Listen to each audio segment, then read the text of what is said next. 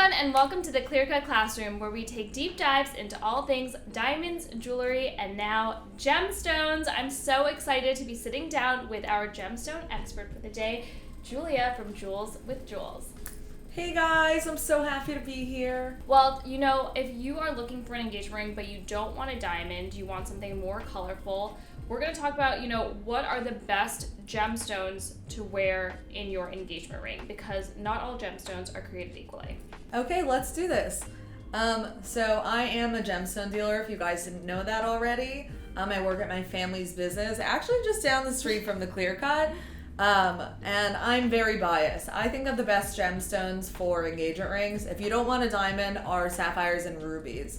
Well, diamonds are the hardest gemstone, so they're a 10 on the Mohs scale, which means it's really hard for them to scratch or nick.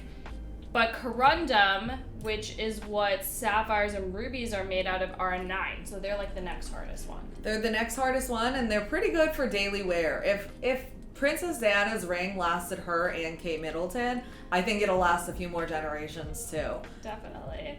So there are lots of different types. I think when people think of sapphires, they think of a blue sapphire, but they don't know that it comes in so many different colors, and also the differences in rubies as well, and that rubies and sapphires are actually the same material, just different colors. Mm-hmm. So do you want to kind of walk us through all the different types of blue sapphires and all the different colors and choices people have?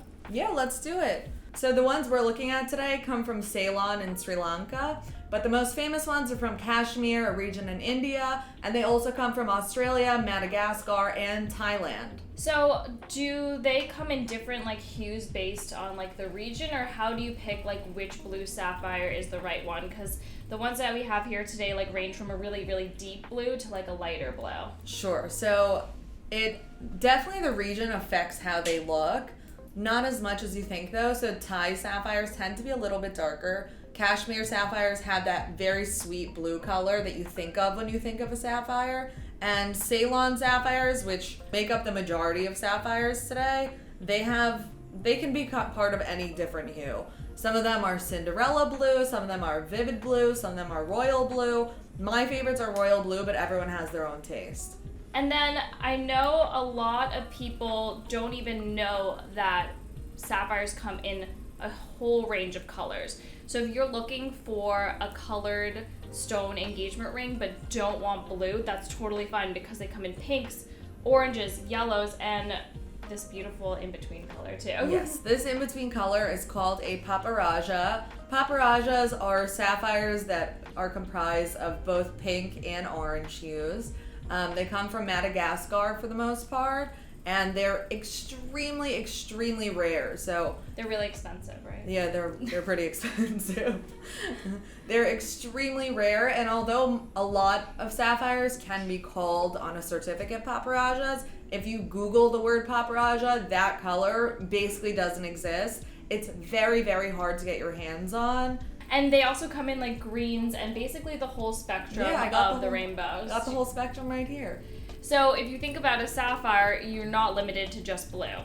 And there are different types of rubies too, right? They're not just always the same red, because we have two totally different kinds of rubies here. So I learned at GIA basically once you get, they're pink sapphires, but once you get saturated enough that they turn red, that's when you call them rubies, right? Yep.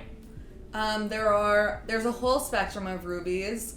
We buy all of our rubies from this mining company called Gemfields. They're very transparent, they're sustainable, they're humane with their workers, and it's an amazing, amazing organization.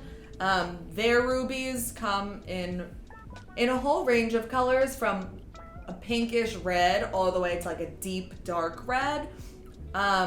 When you're buying from Burma, a Burmese sapphire usually has more of a pinky brilliance. When you're buying from Mozambique, the rubies tend to be a little bit darker, and the red is a little bit deeper.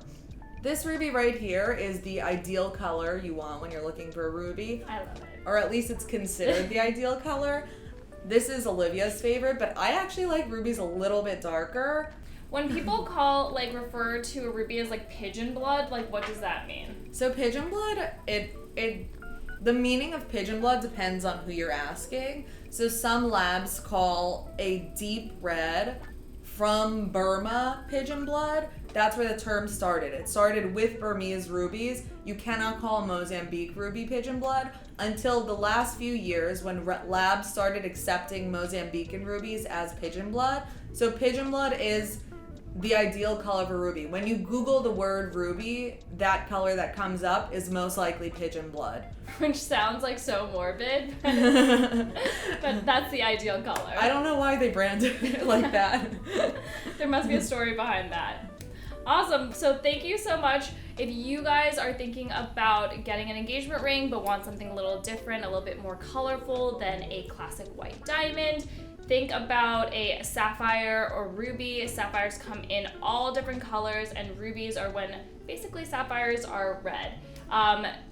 Thank you so much for being with us today and educating us on these beautiful colored stones. Thank you for having me.